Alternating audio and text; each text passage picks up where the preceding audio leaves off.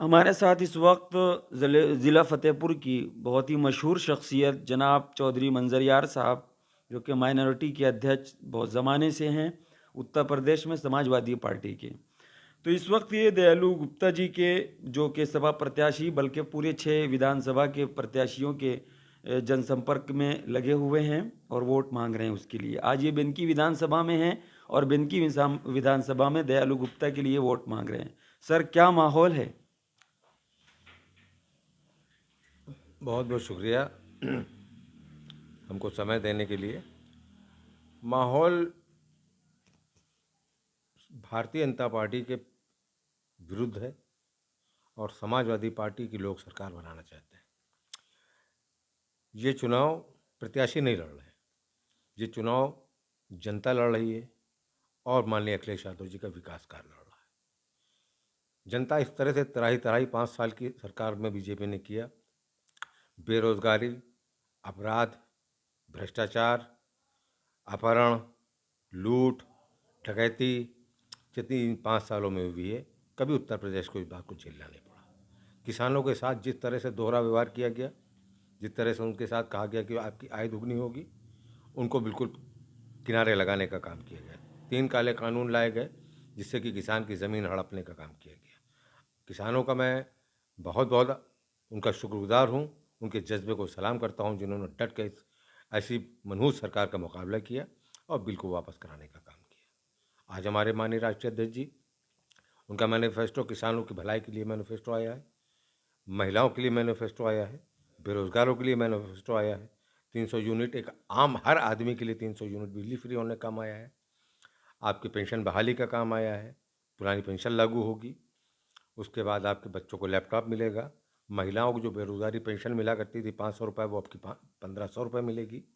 इस तरह के बहुत से विकास कार्यों का मैनिफेस्टो लेकर माननीय अखिलेश यादव जी मैदान में आए हैं और मैं समझता हूँ कि 10 मार्च को आपके इसी चैनल के माध्यम से मैं सरकार बनने की मुबारकबाद उत्तर प्रदेश के लोगों को दूंगा। ख़ास तौर पे आप बिनकी में हैं, तो बिनकी में तो बीजेपी भी कह रही है कि 3,000 करोड़, करण सिंह पटेल जी जो कि विधायक हैं, अभी सिटिंग विधायक हैं यहाँ के, वो कह रहे हैं 3,000 करोड़ का विकास हमने किया है। मेरे समझ से भारतीय जनता पार्टी का नाम भारतीय झूठा और भारतीय जुमला पार्टी। चैनल के माध्यम, चूँकि आप लोग चैनल के लोग हैं और मुझसे ज़्यादा बेहतर हो सकता है आप ये जानते हो कि इनकी पूरी पार्टी के, चाहे वो प्रधानमंत्री जी हों और चाहे मुख्यमंत्री या उनके कोई मंत्री, तो फिर ये तो बहुत छोटी चीज़ है। ये आपके जो स्थानीय विधायक हैं, इन्होंने तो बहुत छोटा तो झूठ बोला है। वजह ये कि उनको यहाँ झूठ बोलने की आदत सी पड़ी हुई है और ये लगातार छोटे से लेकर बड़े तक का नेता इनका। जब नरेंद्र मोदी जी, इनको ये नहीं पता होता कि हम ये फ़ोटो कहाँ चला, अमेरिका के फ़ोटो चला के हिंदुस्तान की बताते हैं, कलकत्ता की फ़ोटो चला के योगी जी उत्तर प्रदेश की बताते हैं। तो ये तो 500 करोड़ 5,000 करोड़ की बात क्यों कर रहे हैं? ये कहते सीधे 150 करोड़ रुपए की। एक भी योजना बिनकी में, एक भी रोड का काम नहीं है, एक भी अस्पताल का काम नहीं है, एक भी स्कूल का काम नहीं है। किस क्षेत्र में इन्होंने काम किया, पहले उस क्षेत्र की लिस्ट तो दे दें। अच्छा। खैर, आप माइनॉरिटी के अध्यक्ष हैं, तो मेरा एक सवाल वाजिब बनता है। इस वक्त एक र्यूमर है कि समाजवादी पार्टी में और ख़ास तौर से फ़तेहपुर में माइनॉरिटी के लोग हैं, या मैं साफ लफ्ज़ों में कहता हूँ कि दाढ़ी टोपी वालों को बहुत ज़्यादा मौका नहीं दिया जा रहा। इस सिलसिले में आप क्या कहना चाहेंगे? उनको ख़ास सम्मान नहीं दिया जा रहा। ऐसा नहीं है, खास सम्मान नहीं दिया जा रहा है। सरकार बनानी है हमको और इस मोदी सरकार से छुटकारा पाना है। समाजवादी पार्टी से ज़्यादा अल्पसंख्यकों को कहीं सम्मान आज तक कभी न मिला है और न मैं समझता हूँ मिल पाएगा। कांग्रेस रही, उसने अपने शासनकाल में मुसलमानों का सिर दोहन किया। बसपा के बारे में सब लोग जानते हैं बखूबी, किसी, चाहे वो किसी जाति धर्म का आदमी हो, उसको कुर्सी नहीं मिलती है।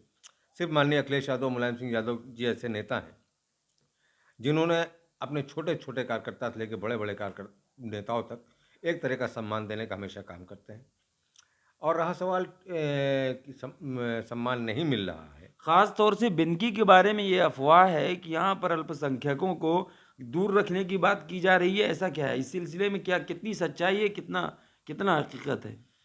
आज इसी सिलसिले में मैं ख़ास तौर से बिनकी आया हूँ और चूँकि प्रत्याशी हमारा जो है वो क्षेत्र में है, अभी हमारी मुलाकात नहीं हो सकी उससे।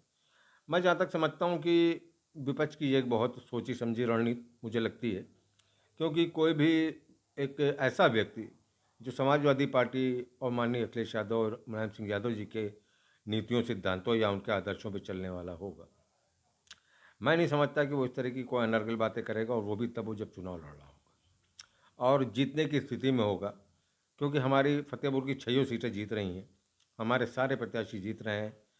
बीजेपी के लोग बौखला गए, उनके पास कोई मुद्दा नहीं था, उनके पास करने को कोई चीज़ नहीं थी, तो उन्होंने एक मुद्दा निकाल लिया है और उसको चला रहे हैं। लेकिन जनता बाहोश है, सब लोग हर चीज़ समझते हैं आजकल, और सोशल मीडिया और आप लोग के जरिए सबको सब बातें मिल जाती हैं। ऐसा नहीं है। आपने इस सिलसिले में जो र्यूमर चल रहा है कि उन्होंने इस तरीके की बात की है जो प्रत्याशी हैं, तो क्या इस सिलसिले में आपने बात की, कुछ जांच पड़ताल की? जांच पड़ताल की, काफ़ी लोगों से मेरी बात हुई, अब तक कोई ठोस जवाब मुझको नहीं मिल रहा। इसीलिए मैं खास तौर से आया हूँ कि प्रत्याशी को बुला के बात करूँगा, और जिन लोगों ने इस र्यूमर को जहाँ से हवा मिली है, मैं उनसे भी संपर्क करूँगा, और फिर आपको और सभी चैनल के ज़रिए यहाँ की आवाम को, ख़ास तौर से इनकी आवाम को अपना मैसेज देने का काम करूँगा जी। कि कोई गलत मैसेज ऐसा ना हो, क्योंकि सरकार